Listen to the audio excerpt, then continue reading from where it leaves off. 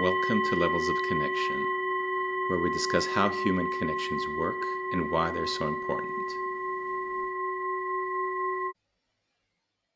Welcome to Levels of Connection. In today's episode, I'm speaking with Carl Grant III, who is a super connector with a very successful track record. We talk today about how to develop meaningful relationships in both personal and business life, as well as the importance of setting boundaries. And also, he describes how people can find their purpose in life. Enjoy. And here we are. Carl, welcome to Levels of Connection. Hey, good to be here, Stefanos. I really appreciate your time. I know you're very busy. You are a businessman. You're a very successful businessman. You're a father. You're a devout Christian. You're a husband. You're an entrepreneur. And you're a super connector. And to be honest, I love everything that you are. But for this conversation, what really intrigues me is the super connector, since we're talking about levels of connection. And let's start it out. What is even levels of connection mean to you with other humans? Well, so I got recruited by PricewaterhouseCoopers to be their first business development executive. In fact, this is a long time ago, 1998. And when I was hired, I was told that by the guy who was hiring me, since I hadn't done this before, it was like he was leading me into a dark room, and he was not giving me a light, and he was not showing me the way out. And so he said, "You're just going to have to figure this out." And so my job was to sell audits. Sounds horrible. Wow. To entrepreneurs that had raised venture capital or were raising venture capital and plans to take their companies public. And so I had to figure out, how in the world am I going to do this? And I realized that, all these successful entrepreneurs were going to need an audit at some point, but nobody wanted to buy one. And certainly nobody wanted to be sold one.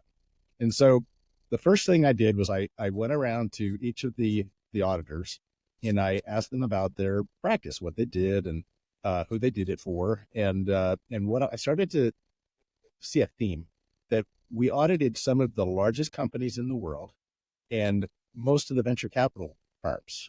And so as I thought about it, what does every entrepreneur need? They need customers and they need capital. And so I decided to just start making connections between the entrepreneurs, the sources of capital, and the clients. And I found that I became the most popular guy in town because I was helping everybody and I wasn't charging them any money. And what would happen is when they became successful, they would need an audit.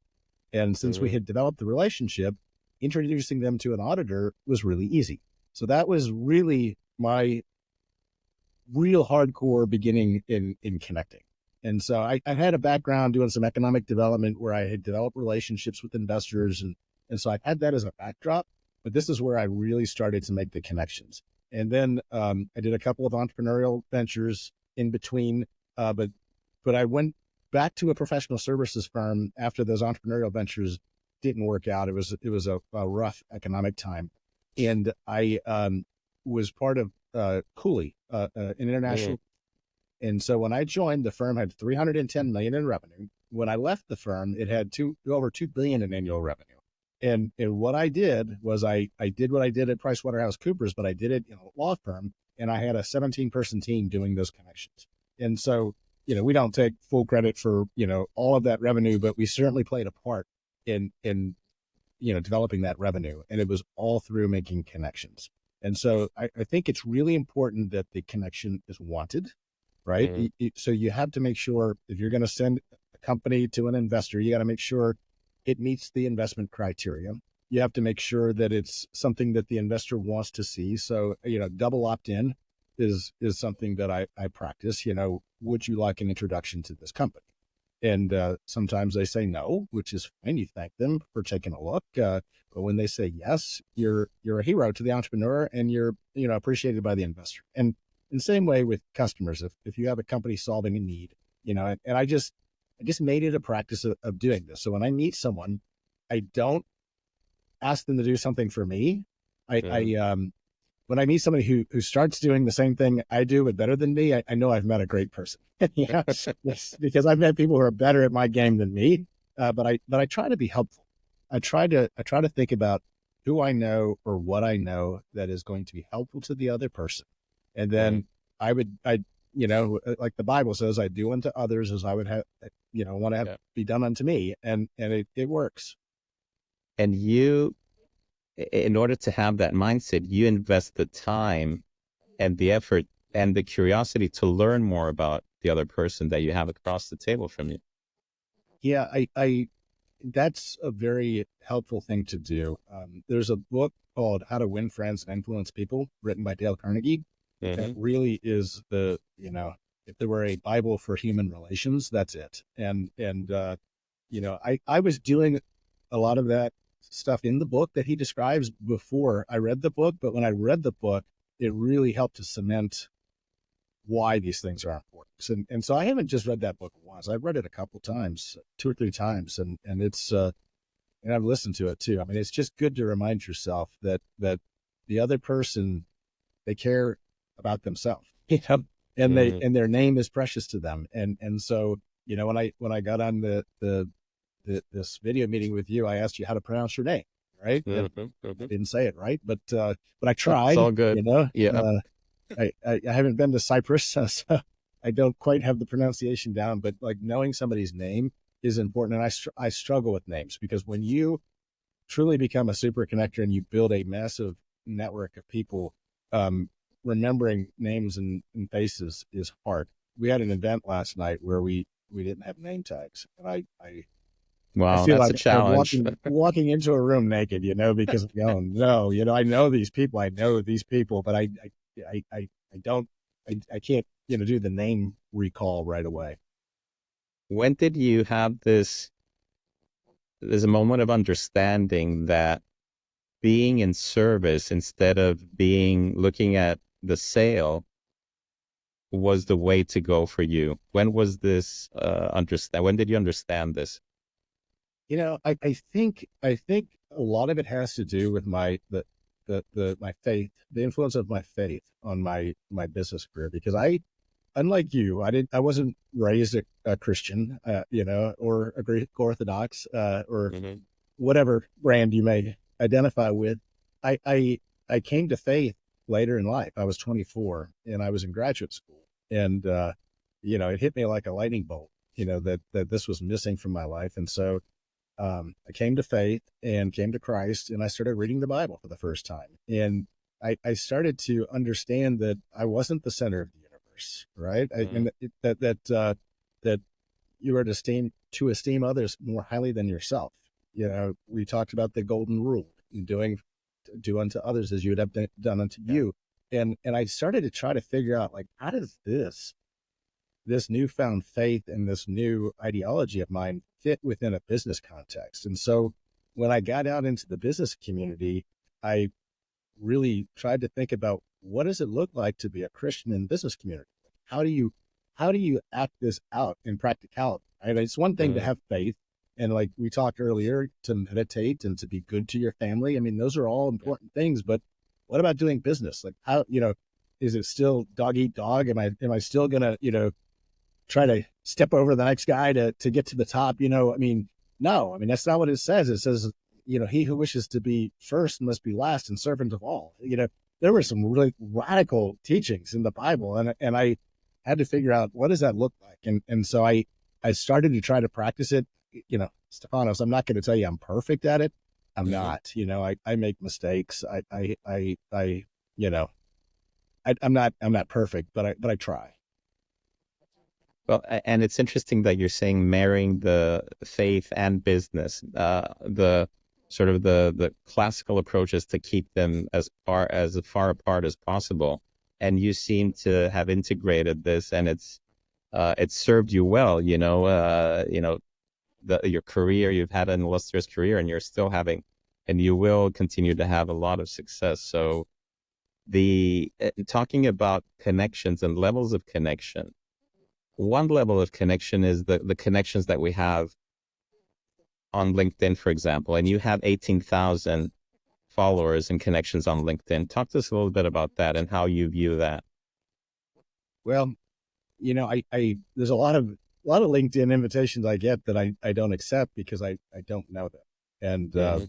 I struggle with that a lot because I want to know them, but everyone I accept that I don't know, then there's a get to know you phase, and I just don't have enough time in the day to do that. So I try to have meaningful connections, and Mhm. LinkedIn is a great way of staying connected to folks. It is like your Rolodex or your contact list that just follows you around, whether you change jobs or careers or whatever. And I find that it's, if you do know these people, or if you've made a good impression on the people that you're connected to, that if you reach back out, even 10 or 15 years later, you get a warm response. I have people do it to me, and I do it to others if I find that they've moved into a position where I need to try to get access. And it's so yeah, it's really hard to manage that many relationships. There was a point where I was interacting with every one of them at least once a year, but that's Oh, wow. become hard. Oh, Yeah, yeah. it has. So I think there's like a circle of friends that we have.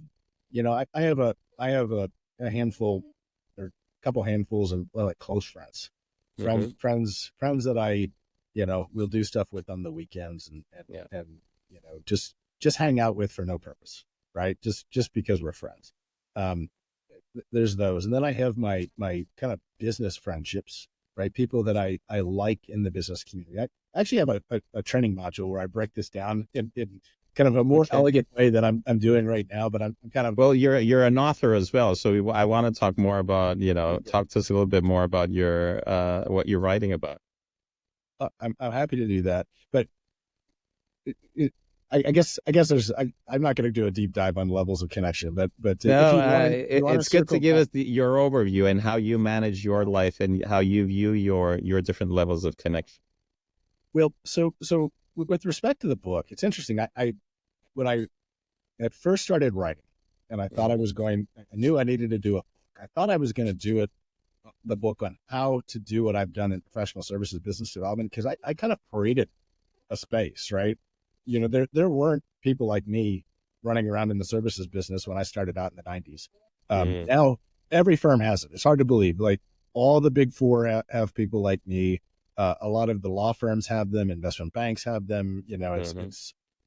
Even private equity funds. I'm not taking credit for all that, but I was lonely out there, and when we started competing with the other big four, and like taking our unfair share of the wins in the market, Yeah. I think it caught their attention. And so I was going to write a book on how to do that, since they don't teach it. They don't teach it in college.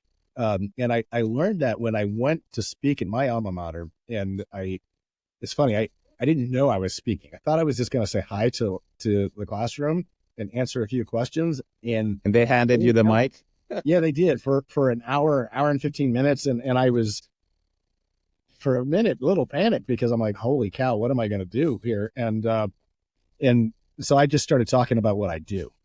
And Mhm. I afterwards, I had all of these LinkedIn messages from students saying, "You're the best speaker we've ever had," which is funny. It's hilarious. How do I get a job doing what you do? How do I learn how to do this? And I realized that it was interesting to these people I was talking to. And so I thought I was going to write a book that was going to then be, like an educational book on how to do Mhm. this. And as I sat down and thought about it, I thought that that's a really narrow, that's a very niche area. I may still be able to do that at some point. We'll see. But what I did was I thought about how this relational approach to business development Yeah. uh, works at home. It works in the community, and it works in the work world. And so I really, over the course of 3 years, morphed what I was writing into what it is today. And it's a book on how to live the abundant. Mhm. And it's all about doing the opposite of what human nature tells us to do, right? Because human nature tells us to take, to receive, and sit in bed and eat potato chips. I mean, I like all the things that you would naturally want to do. don't really work too well, and so I have forced myself into having a set of habits that Mm. cause me to do things opposite of what comes to human nature. Rather than staying in bed and eating potato chips, I actually get up and exercise. Actually, before that, I get up and do a Bible study with my wife. That's Mm-hmm. Mm-hmm. our time in the morning is you know part of my focus on family. So family, faith, family, health and fitness, and then work is how I prioritize my life. And I capture a lot of that in the book. Not everybody's going to have the same values as me, but Mm-hmm. I help people find their purpose. Help people in the book maintain a solid mind, not just be subject to whatever thoughts come into your mind, which are usually negative, but how you only you control what goes through your brain. And I talk Yeah. about how to do that. Talk about growing spiritually if somebody has an interest in that, maintaining a healthy body. And Um, those two, three key components that you're mentioning now is all about connecting with ourselves. yeah, I do talk about connecting with Mm-hmm. yourself a lot, Mm-hmm. and I talk about pursuing personal growth, developing and maintaining relationships, and establishing boundaries. That's another really important thing. If you start to do the other things I talk about in the book, or we're talking about in this podcast, uh, people are going to want from you, which is great, but you have to Mm-hmm. set boundaries. You can't let them consume your entire life. You have to Give you have me, to I'm really curious about boundaries because it's a struggle for many people. Can you think of an example that you couldn't set a boundary and it was a big lesson for you and that sort of set your ways as to, wow, this is pretty big. I have to start setting more firm boundaries. I remember early on. So when my wife and I got married and we went on our honeymoon, her boss wanted her to call in from some island, wherever we were, and check in. And Mm, I thought, you know what?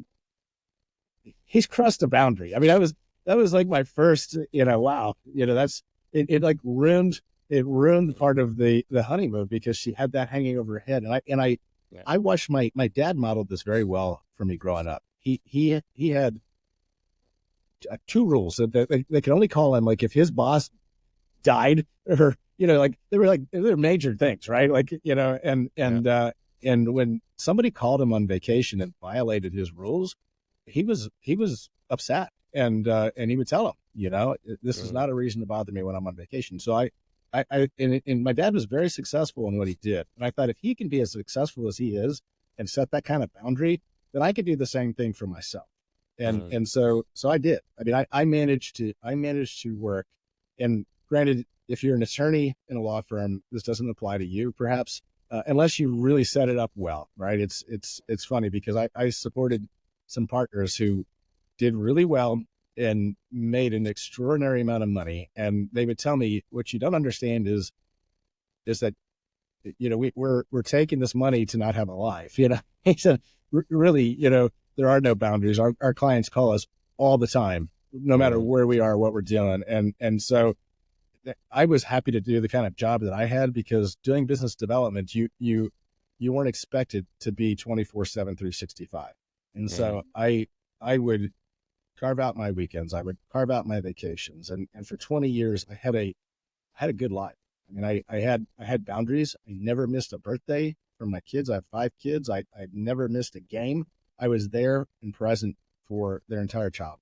And I'm glad that I yeah. did that, because I have friends and colleagues that are divorced because Yeah. they didn't do the same thing. And boy, really glad I did, because that job that I had, it's in the rearview mirror, but my family is still with me.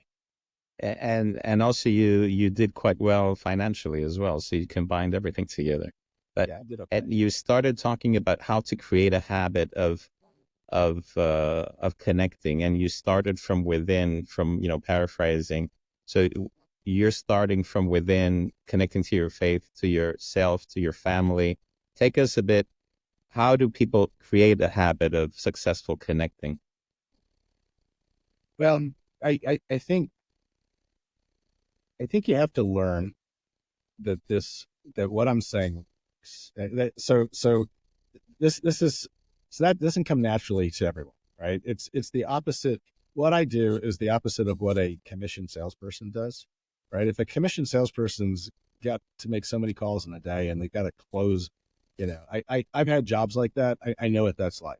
Like Mm. I sold, I sold furniture straight commission, and literally, if I didn't close the person that came in the front door before they walked out the door, I didn't get that commission. They came back later and bought it from somebody else who was, and so I Mm. know what that's like. So I don't, for the listeners who are listening to this and they think I'm full, full of hot air, But it's your style and it was successful. So, you can feel free to share it with us, and, whoever would like to follow it and be inspired by it. I know I'm inspired by our chat. So, go ahead. well, in the long run, this works. It's not, Yeah. it's not for a quick sale. It's for, you can get a quick sale, or you can develop a lifetime of business by developing Mm. a relationship. And what I'm talking about is if you want to have lifelong relationships that may or may not turn into business, right? I don't look at everybody as somebody I can monetize. Mm. It's not wise to do that. But I've learned over the course of a career, right? I have most of my working years behind me than in front of me. I don't know for sure, but now that I look back and I think about some of the relationships I developed and took time with that were junior people that others ignored, they're Mm. in top corporate jobs. I mean, I don't even start going into like who they are, but I know people who are way up high in very big, important companies, and I gave them respect when they were nobody. And Mm. so those are the kind of relationships you talk about LinkedIn, that you follow those relationships over the years. And one day you're looking like, who do I know at Amazon? Oh, the head of corporate development was an associate at a venture fund who Mm. most people blew off because they want to talk to partners, but I spend time with the guy.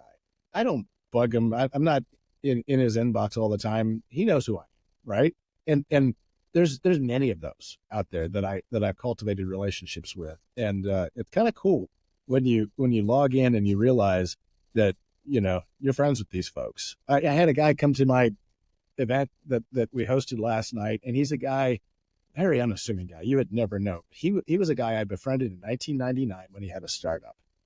That startup raised a bunch of money, went public. He ran it for 8 years as a publicly traded company that was bought by Cisco for $2 billion. Oh, wow. And we're friends. And we're doing, we do some business. He refers stuff over to me. But it's great to have guys like that. That I mean, he's got an amazing network, right? It's a friendship, right? I don't look at him as somebody I want to try to close business with. I just want to hang out with him and talk about what's going on in our lives and what's important to him. What are you working on? I mean, it's that kind of relationship, and I've got that times thousands. So, not being needy, I'm hearing, not seeing the dollar signs, being in it for the long run, and have a genuine interest in the other person. Yes, but the dollar signs kind of take care of themselves. I told you about the growth of the firm that I was at. I mean, Mm-hmm. they just kind of take care of themselves. And when you're doing this, when you do the types of things that I do, what happens is people refer people to you. I mean, like if I could just get to my emails, that's my biggest challenge is getting to my emails. There's gold. It's like my email inbox is a gold mine, and I'm going back to what we just talked about, establishing boundaries. I, I I used to block off when I was working for a big firm. I block off Mondays and Fridays as follow up and outreach time, Okay. and I just wouldn't schedule any appointments. And so I'm going back to that because I need that time. I need that time to get through. And my emails are, it's just not like, thanks for the email. And some of them are requesting a lot of information or proposals and things, and so it's actually work time. And so that's a boundary that I'm setting, and I'm unavailable on those days because I've got to get caught up. And if I don't follow up, if you don't follow up, nothing happens. Yeah. Have you ever had a time where the connection didn't work, or it was very difficult. It didn't blend. There was no flow. There was perhaps a misunderstanding. You know, what happens is when you do it at the level that I do, sometimes people change. And I've had a situation where I remember a guy as a good guy, and something's happened in his life. I don't know what's happened. I don't know if it's a, you know, I don't know if it's a mental illness or a demonic, situation or whatever, but the person's clearly not the same person he was.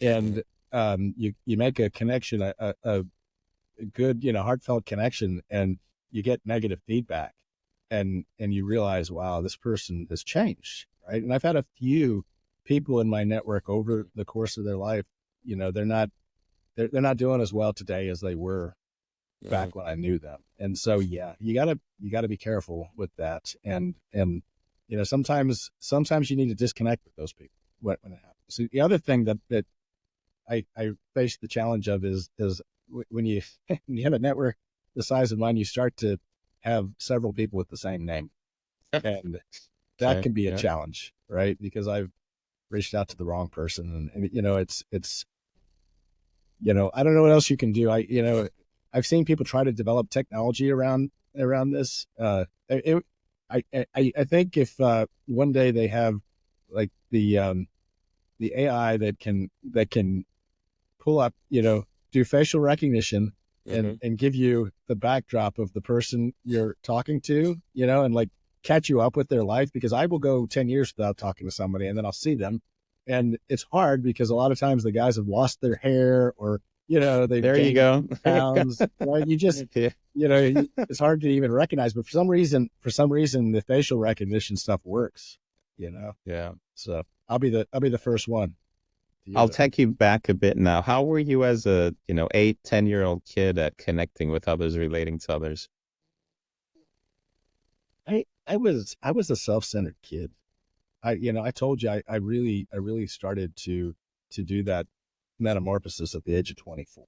And Mm. so yeah, I had friends. I mean, I had great parents, but I wasn't doing this kind of stuff. I wasn't thinking about other people. I was thinking about me. Okay. And, and what advice would you give to 20-year-old Carl? Boy, actually the stuff I wrote in my book, it's kind of, lessons learned. I would go back and I would give myself the advice I put in the book, and sometimes I have to remind myself of some of these things, like the boundaries, right? I would go back early on, and I would establish all of those things that I said to do earlier Mm. in my life. I would have set up boundaries early in my life. And I go through the story in my book about how I literally found myself having not taken a vacation in, you know, too long a time. And I found Mhm. myself in Key West wanting to quit my job at PricewaterhouseCoopers, because I was burning the midnight oil. I was going to 7 a.m. meeting, events. I was going to events until 9 p.m. I was going back to the office to do emails, in the middle of the night, and then getting up and doing it all over again. I wasn't taking care of I wasn't setting boundaries. I was doing way too much. And so Mhm. you don't need to work at that frantic pace. You're better off going to one quality event, meeting a couple quality people, and following up. Mhm. You don't need to go into a room and meet 100 people. You need to meet one or two, and you need to develop meaningful relationships with those folks. And it's got to be the right people. So Yeah. these are the things I would have told myself to do. Now, when I go into a room of 300 people, there's a person organizing the event. I go to her and I say, "Who do I need to talk to?" And she'll say, "Talk to this person," right?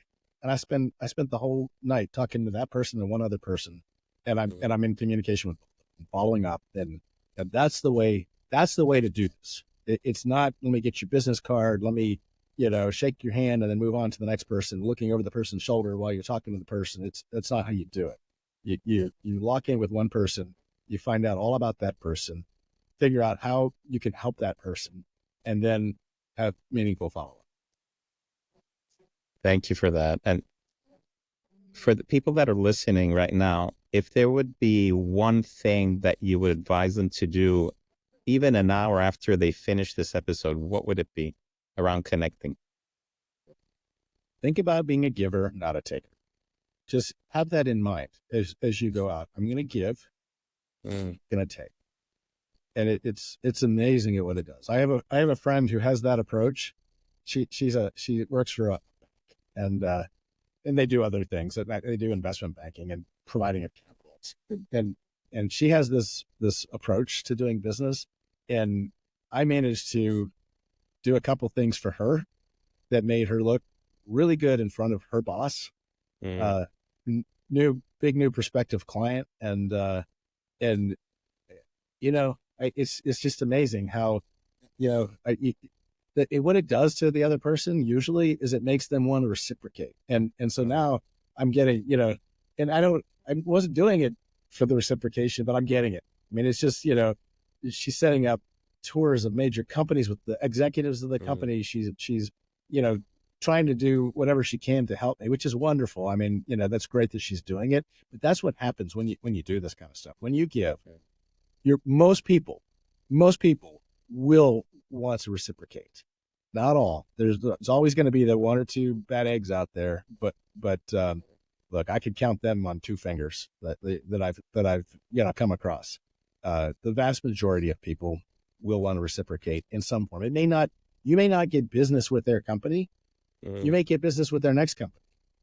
They may go out and say something good about you to somebody else that you can't even trace back to that person. You're just putting this good aura out into the environment that will come back to you in some form or fashion, right? This happens to me every day, and so I'm just telling you, start practicing this, and it's like putting a seed in the ground. You put a seed in the ground. It takes a while for you to get a return on that seed. You got to water that seed. That's the follow up. You've got to give it sunlight, and then you don't get back just one. Like if it's an apple seed, you don't get back one apple. You get a tree full of apples, right? Yeah. And so I'm just telling you, when the harvest comes in, sometimes it's over. Carl, with all the success that you've had and the people and the connections that you have throughout the globe and the countries that you travel to, is there any dream connection that you would like to have at this point? Yeah, I sense that in this next phase of my life, I'm called to do what I do, but on an international level, at the highest levels of government. So, kings, presidents, princes, prime ministers, and so forth. I'm starting that world is starting to open up to me, and I'm a peacemaker. I'm a man of peace, and I like to bring people together in a way that's going to bring peaceful resolutions to situations. And so I see myself connecting on some level in that realm. I don't know exactly what it looks like yet, but I want to use my gifts for good. There's a lot of need for that in the world today. Yeah, and I tend to get along. I tend to get along with people of all sorts of backgrounds, right? I mean, I have we talked about Israel. I also have friends on the other side. I have friends that live in the West Bank, you know, and I know what makes both sides tick, and I know people at peace on both sides. I mean, how wonderful would it be to be able to, you know, get the people talking through these situations.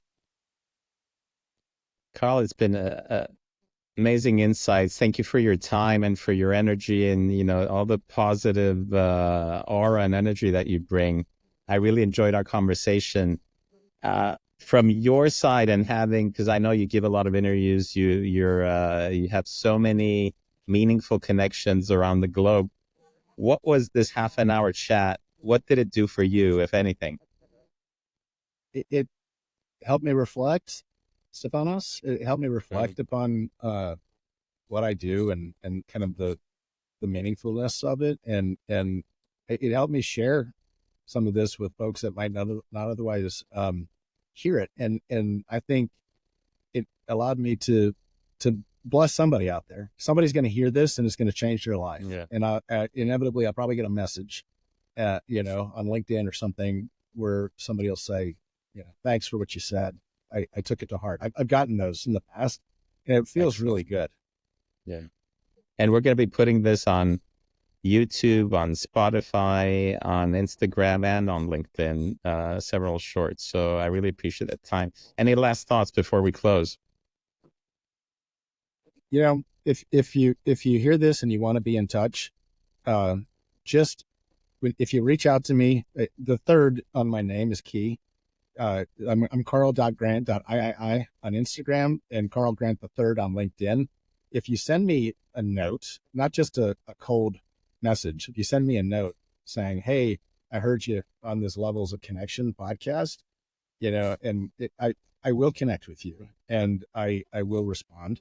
So I don't want people to think that I'm somebody who's not going to respond to their messages. I will. So I do want to hear from you. Sounds good. Carl, again, thank you very much. I really appreciate it.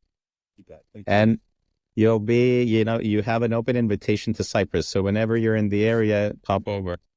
I appreciate that. First one I've received. Talk to you soon, Carl. All righty. Bye-bye.